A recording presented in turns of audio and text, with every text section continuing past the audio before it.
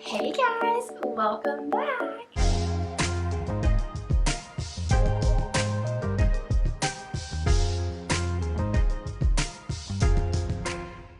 Welcome back to Immaculate Lettering. I'm Mackenzie of Immaculate Lettering and I'm so excited that you were here. The first study that I decided to do fit my heart very perfectly because it's something I've always struggled with. And the title is called Sassy Cathy. So if I have any other sassy Cathys in here, I need you to grab out your Bible, Psalm 141, because today we are going to be discussing why we are sassy, how we can stop being sassy, and understand that the words we say really do make an impact on somebody's life and our life on Judgment Day. Really quick before we get started, don't forget to like this YouTube video, comment below, and let me know what you think. Don't forget to subscribe and click the notification bell so you are able to find out when I am posting my next video. Thank you so much for watching, and let's go ahead and jump into the study. Alright everybody, get your Bible out and turn to Psalms 141, 1. We're going to be in from 1 until 5. So I'm just going to go ahead and make a little line like that. And remember, the title of today is Sassy Cathy. So I'm going to write that down.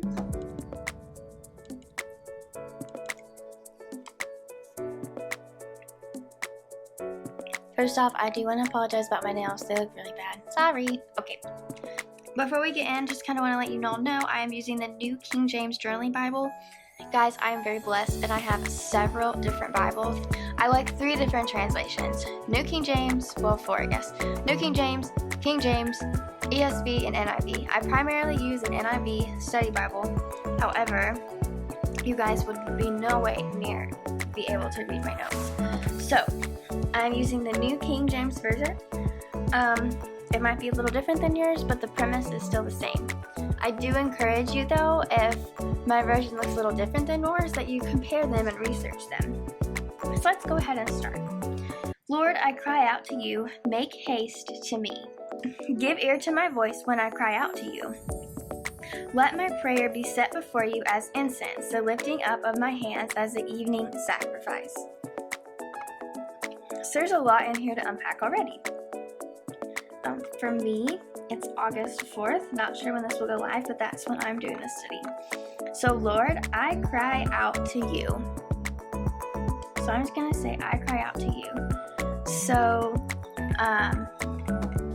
that's just a good note. In your time of trouble,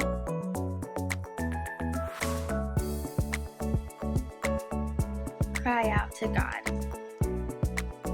Make haste to me. So haste, another word for haste is quickly. So he's saying, come quickly to me. To me. A good thing to know, we can say here, because it's talking about quickly, God responds in His timing, but is always there to listen. As I picked a bad pen, it's already smearing. Give ear to my voice when I cry out to you. Okay, so remember we just talked about that. That's listen. He is asking God to listen to him. Now I want you to underline that because listening is a very big part of being sassy. Let my prayer be set before you as incense, the lifting up of my hands as the evening sacrifice. So incense. This is talking about, he's saying to accept his worship as a sacrifice. It's like in also other words, I'm just going to say offering. The the absolute main verse that we're going to be focusing on today is verse 3. So that's kind of just introducing you about David. He was praying. This is a prayer for safekeeping in a time of trouble, and David is praying this to God. 3, one of the main verses. Set a guard, O Lord, over my mouth. Keep watch over the door of my lips. Okay, there's a lot here. So the first thing is, I read this, there's a lot of things. So guard over my mouth, keep watch over the door of my lips. When I read this, I thought of a watch guard. And that is a chain that is connected to a pocket watch, so it won't fall out of somebody's, a gentleman's, like pants or anything. That's one of the first things I thought was like a watch guard, like set a guard over my lips. If anybody has read anything about James, he wrote a lot about the tongue. James wrote the tongue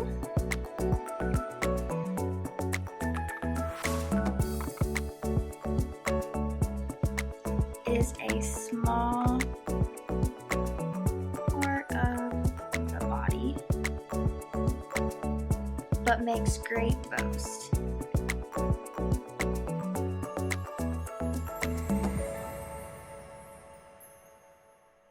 Fact: someone opens their mouth 700 times a day to speak, and I'm sure women do it more. David was asking God for help and to watch what he was saying.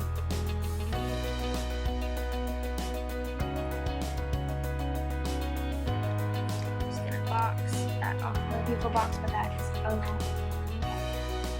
Another thing to think about is sometimes it's okay to go silent if it keeps us out of sin.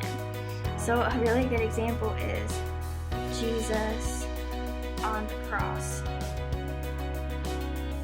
went silent, and that's Matthew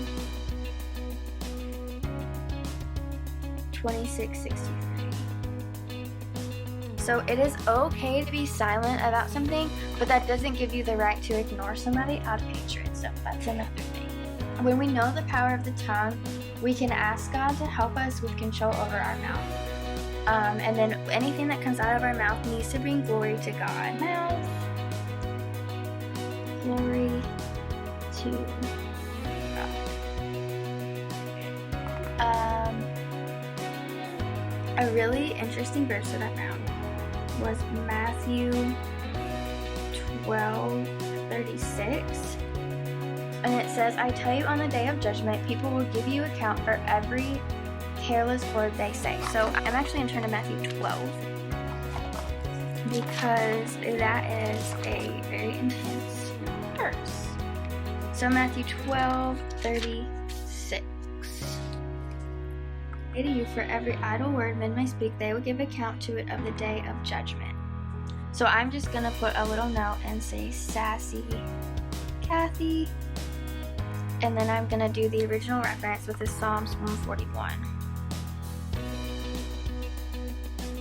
That way we know where it came from. But I think that that's a really eye-opening verse because we are held accountable for our words. I mean, I think that's really, really big because sometimes we just say things and don't think about it, but I think we really need to realize that we do need to think about it because we're going to have to speak for it on Judgment Day. Another really good verse is Proverbs 21:23. Proverbs is right after Psalms, so we are very close. Proverbs 21:23.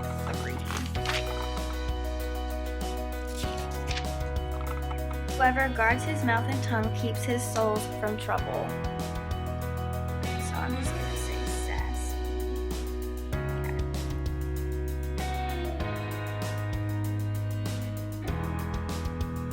Whoever guards his mouth and tongue keeps his soul from trouble. That is so good. Guards his mouth. So guarding. So when we think of our mouth, we need, I'm gonna write this in big letters.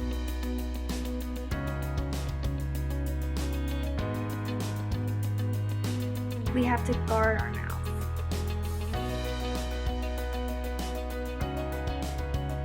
So that was a lot in that little verse, but let's continue. We just have a couple more to go.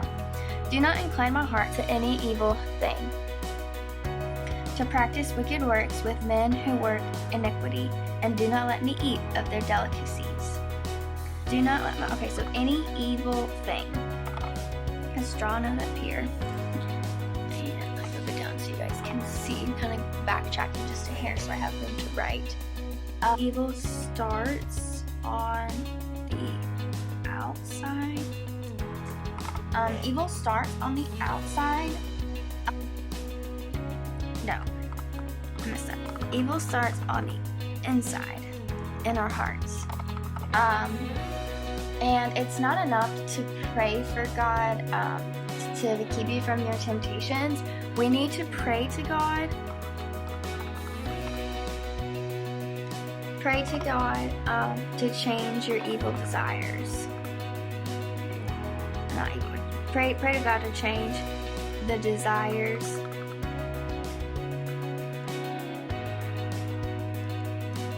So we need to pray to God to change the desires of our heart. And when we do that, our desires will change, be tempted in those certain ways. It doesn't mean we won't be, and it's not going to be easy. That's just something to think about. I'm going to draw a little arrow down there. Practice wicked works with men who work iniquity and do not let me use your delicacies. Okay, so with men.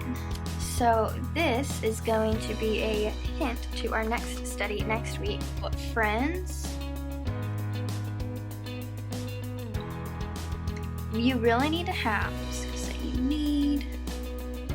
you really need to have good people in your life, because the people in your life, they really do make a difference, and then they really push you to either help you or to hurt you. And this is a hint for next week's study. Okay, so going on to the next verse. Let the righteous strike me. It shall be a kindness. Let him rebuke me, and it shall be as excellent oil. Let my head not refuse it. Probably thinking, I get this. This verse right here has a lot, and I was actually very surprised when I read it myself. David says that being rebuked is out of kindness, which is very interesting.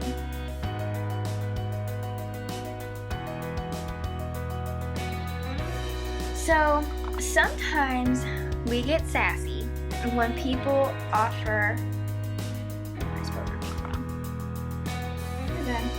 when people offer us criticism. Even though criticism is hard, everyone can benefit when it's given wisely and taken humbly. And it's really hard to be able to accept criticism, but there are several different ways we can do that. So how to accept it, we have a couple. One is don't refuse it. Number 2 is considerate kindness. And number 3 is keep quiet when somebody's giving it to you. In other words, don't fight back, which is so hard to do.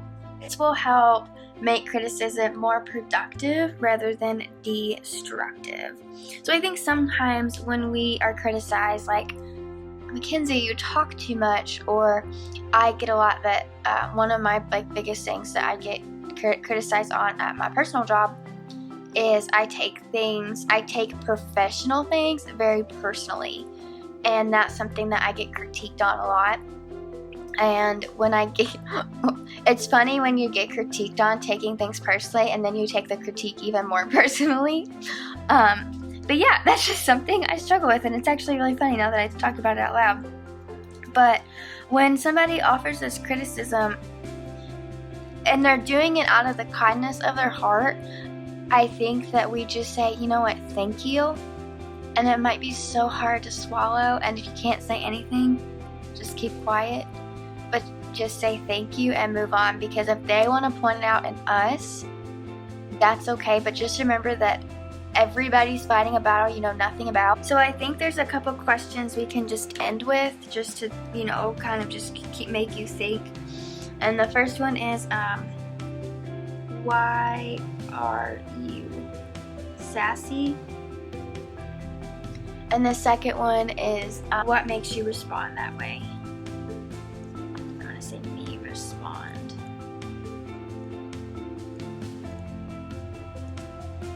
So I think those are two really good questions on, you know, how to take away from this study.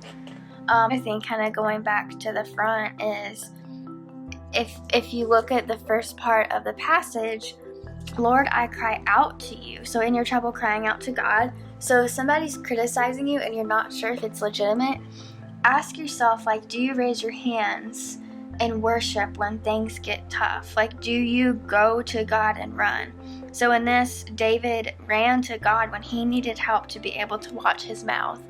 And I think that's something that we need to pray a lot. And guys, to be honest, I pray this all the time at work and in my personal life so much. And I'm not saying I'm successful, but I do pray it a lot.